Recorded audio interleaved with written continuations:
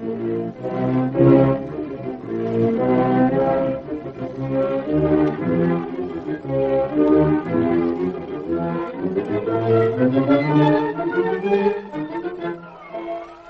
most delightfully fascinating character in the realms of mystery, Charlie Chan.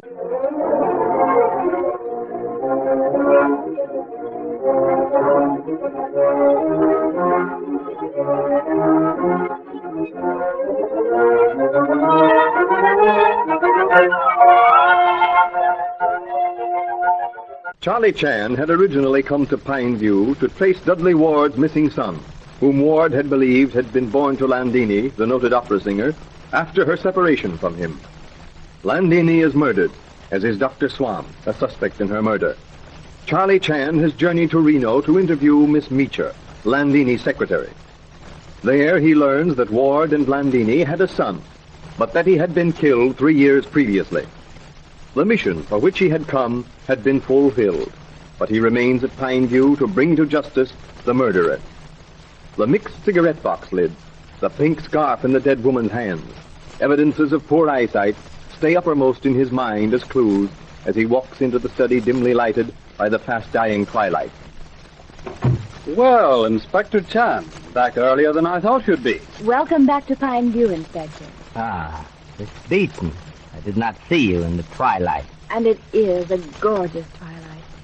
Don, we were sitting watching it. Well, we haven't spoken for half an hour, I believe. Fortunate are they whose understanding of each other requires not the spoken word to convey their thoughts. Well, did you learn anything, Inspector? I spoke to Dad over the phone, but he wouldn't give out much. Perhaps I'd better go. There may be... Indeed, no, Miss Beaton. Please, sit where you are. Before I report on my progress, Sheriff, did you learn anything in my absence? I did, Inspector. I kind of hate to tell you, but I learned that Ah Sing wears glasses. Indeed, that is strange. I became acquainted with the same fact while in Reno, accidentally. Mr. Ward left Ah Sing's glasses at opticians to be fixed. I picked up same and have them here for Ah Sing. But tell me, Sheriff, how did you learn? Ryder mentioned it. Casually or making definite points of seeing that you knew? Well, that's hard to say. I haven't that gift for telling from people's features just what their thoughts are. In fact, I'm not much help. I'm like an ant beside you. Do not disparage yourself so. You are, as my cousin, Willie Chan, baseball player, would say, on home ground. I am only stranger passing through, and it has been well said that the traveling dragon cannot crush the local snake. Do not believe, however, that I consider myself dragon. I lack, I fear, the figure. And you don't breathe much fire, Inspector. You're much too kindly to be a dragon. Alas, I fear I have poor reputation for policemen. But to continue, about Ah Sing's glasses. Well, Miss Leslie was with me when Ryder asked if Mr. Ward had remembered to take Ah Sing's glasses to be fixed. Then it could be construed as a definite attempt to indicate to us, that is on part of Mr. Ryder, that Ah Sing has poor eyesight? Yes, I guess it could. Come in. You speak of me, Mr. Chan. You like to speak of me in study? Yes, Ah Sing. I brought your glasses back with me from Reno. I think, thank you very much. Without glasses, no kind of lead. Anything else can do all right, but the lead all the same English paper and an English book. Suppose not to go glasses, no can do. So, Ah Sing, you read English? Oh, so, me read English. Mr. Leiter, when he little boy go to school, he teaches me read English. Another clue goes up in smoke, eh, Inspector? So it would seem, Sheriff. But who can tell? Smoke can indicate where fire is, even if the observer is far off, and dead ashes tell where the fire has been. Oh, the glasses is number one to fix them. Oh, thank you, Mr. Chan. You like to ask any more questions? I think not, Ah Sing. Good night. I go make her some chocolate, some nightcap. You come downstairs, huh? Very good, Ah Sing. Somebody singing. My brother, Huey. Come. We shall go downstairs quietly, so as not to disturb. Sheriff, we shall combine business with pleasure. Within the cup, and I'll not ask for wine. The thirst that from the soul doth rise, doth ask a drink divine. But might I of Jove's nectar sip, I would not change for thine. Excellent! Bravo, bravo! You have a truly excellent voice. Do you think so? You lack, what is it called, the confidence. You lack courage. What you need is, what do you call it, the push, the proper management. Then our judgment was not influenced by family pride. Oh, no, but no, indeed. Who have arranged your concept? The Adolpha Musical Bureau, mostly. Adolphe, what does he know? A businessman with the soul of a herring. I, Louis Romano, I could manage you. I could make of you a huge success. Do I know what do you call the game, senor? I invented. From one end of the country to the other, I will make you famous. In Europe, too. For salary, of course. But I have no money. But you forget. You inherit Landini's money, and there is a plenty. I know, plenty, though it is a tie-up in real estate. A house in Washington Square, an apartment building on Park Avenue, a villa at the Magnolia. I don't want them. Oh, but you should leap at the chance. I tell you, you lack confidence. A voice like yours, I would exploit it. For salary, I would assist gladly. I gave a concert in New York. The reviews weren't very good. Reviews?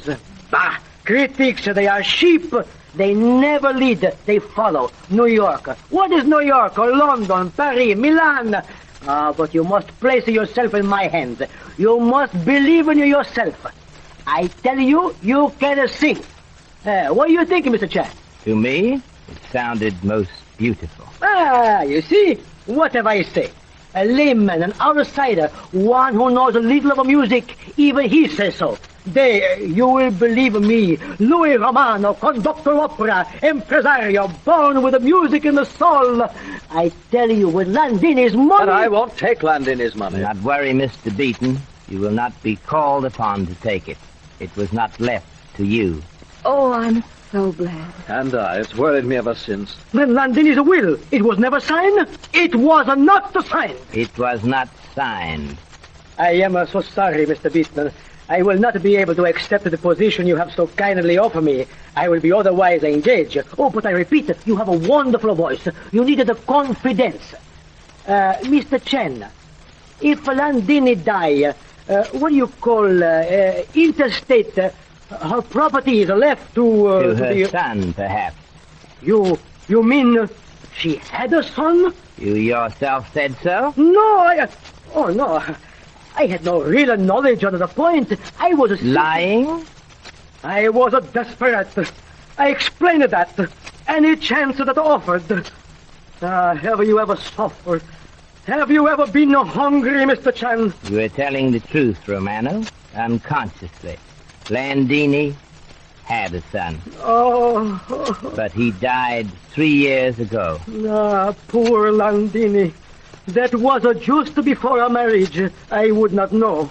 So I am of opinion that her property is yours, Romano. Again, thank heaven for that. I'm going upstairs. Good night. Good night, Yes, dear. good night. Landini. She would never listen to me. Time after time, I tell her you must cease to procrastinate. You must not forever put things off. I tell her, you say you do this, you say you do that, but you never do. Always put off. Where will it finish? It have a finish in fortune for me. She would not listen to me, and so it comes. A fortune for me! Yes, Romano. Landini's murder meant a fortune to you. Oh, no. You think I kill her? Santa Madonna! Do not think of that. I love her. She was dear to me. Oh, I adore that glorious voice.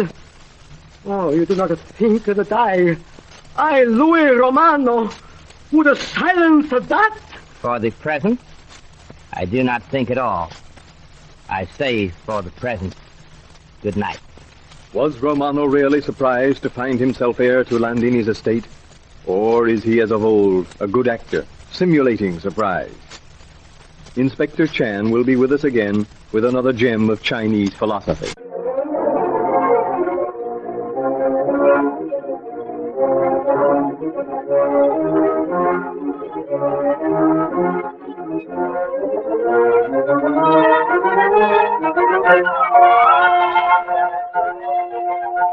I was wondering, Inspector Chan, if you had any further thought to leave with us, perhaps on the subject of understanding. Indeed, yes, Mr. Wilson.